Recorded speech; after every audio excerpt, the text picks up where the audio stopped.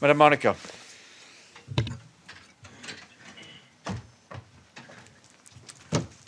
Good afternoon, everyone. How are you today? Okay, the President of the General Assembly is hosting a high-level panel discussion on the future of women's leadership.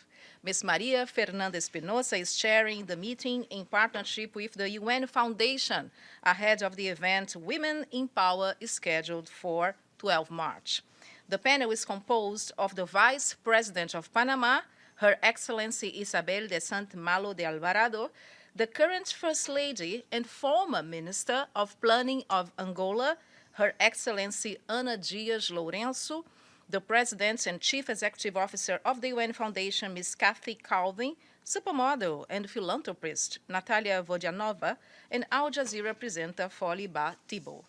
Ms. Espinosa has dedicated her mandate, SPGA, to women and girls around the world and to women in politics. She believes that an alliance of member states, public sector, and civil society can help to identify barriers to the full and equal participation of women in posts of leadership, as well as promote a faster empowerment of women. Today, only 10% of heads of state and government are female. There are actually 20 women in such positions, and only 24% of women are parliamentarians in the world. The PGA says that women contribute a great deal to the decision-making processes and must be present at the table.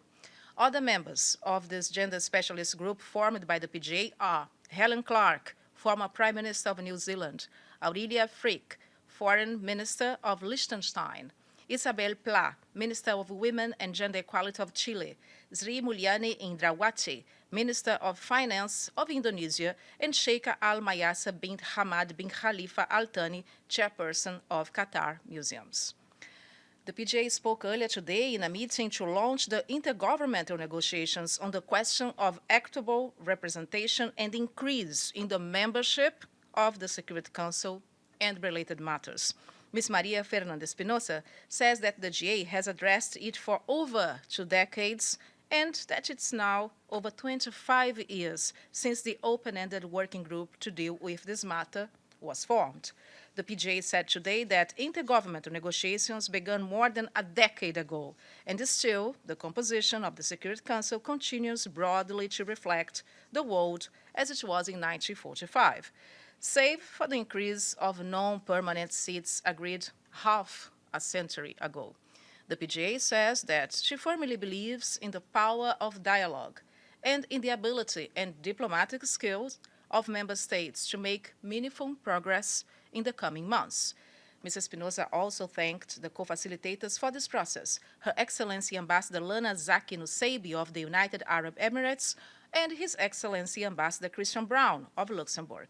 And finally, on the PGA's agenda and other issues, this afternoon she will receive at her office the Deputy Foreign Minister of Italy, Emanuela Del Re.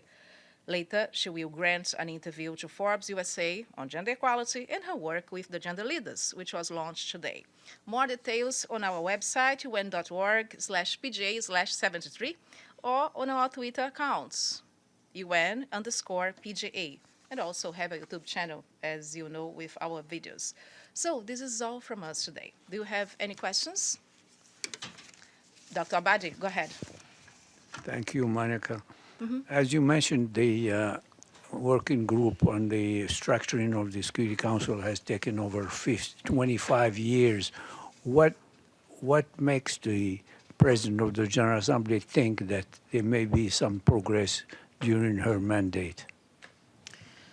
Well, the President said before here in a press conference that she is an optimist, yeah, and she is optimistic in regard with these consultations.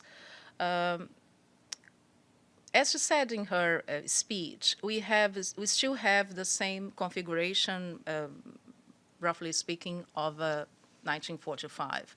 And member states themselves have publicly said that they are expecting a reform of the Security Council. The modalities, the shape or form will, of course, be decided by member states themselves because this is a member states-driven process. But it is time to consider all these contributions by member states, the suggestion proposals that are on the table, in order to have a council that is more inclusive or that reflects the reality of the world today. But again, I'm not saying anything new here. You probably heard that extensively from member state representatives here in this very press briefing room. And the consultations that are being led with their participation. The PJ, however, asks, and she asked both facilitators, that this needs to be an inclusive, a transparent process where all contributions are heard, and of course, a proposal, a conclusion of this process will be brought before the end of this current session. So she's working hard on this and listening to all parts or parties in the House, because at the end of the day, it's a member states driven and decided process. But thank you. Any other questions? Elena, welcome back. Thank you. Again, about the high-level meeting of Women in Power today, is there any resolution coming from this, or what are going to be the follow-ups? Are going the same invitees to come here again to the United Nations to speak? Yes. And also, I want to ask you if there is going to be a broadcast of this event. We are not sure about a broadcast. I don't think so. But definitely, this is the Gender Specialist Group. Is a group that's is being launched today and will be very active in the front of producing contributions to, as we said, make the process of empowering women faster. As I said, some of the members were not, didn't have the opportunity to be here today. Of course, they will be back to other events.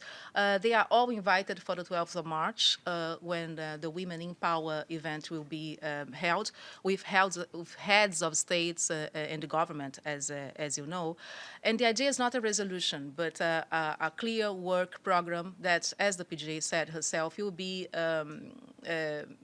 used inside and outside the United Nations. She thinks that an association or a partnership of member states, of private sector, but also of philanthropists, of civil society especially, is very helpful in this process, because we are talking about women empowerment for a while. We are talking about a part of the population, which is actually more than half of the global population, and we don't see this reflected nowadays in private sector. I mean, from the 500 CEOs of a very famous magazine, you have 24 women out of 500. It's time that we definitely try to align our speech, our rhetoric with the reality. And we are promoting gender equality. That's the first priority of the PJ. And gender equality means 50-50. And that's what we are expecting to happen with the help, of course, of these leaders. Yes. Okay? So thank you very much, everybody. I see you tomorrow. Thank you.